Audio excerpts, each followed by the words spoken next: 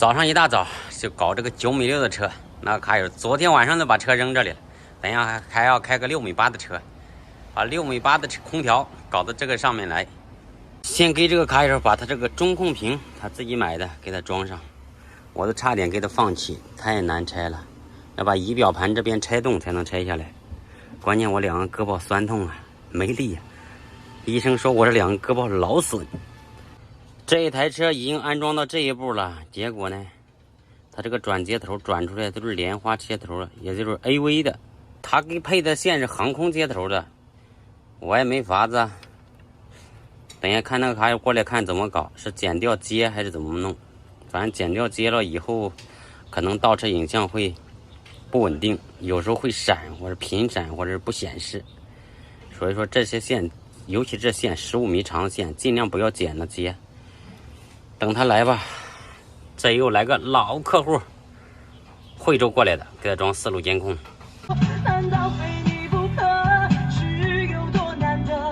这样的感情对我来说不值得。好了，这个4路监控安装完毕，也就这些功能。大宝在后面接倒车影像。这个卡友的车4路监控装完，装了个吹尘枪、边灯。还有气喇叭 ，OK， 这个卡友这个6.8米开过来了，拆空调准备。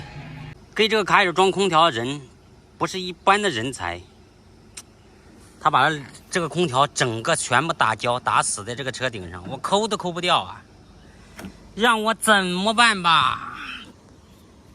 等一下把空调，等一下使劲抠，把空调都抠断，能看见不，兄弟们？打胶打死在上面的，头一次见这样装，拆了我40分钟，用那刀子这刮板，哪里有这样装的？一般里面几颗螺丝一松，上面一抬都掉，这搞死了。这个窟窿也搞好了，要重新贴胶条。本来如果之前那个师傅装的好好的，根本就不需要贴胶条，直接换个机器往上面一盖就好了。好了，这个卡友老车上这个给他拆下来了，给他装了个旧的。这一台车的终于也给他搞定了，30度，20度嘛 ，OK 了，工作就可以了。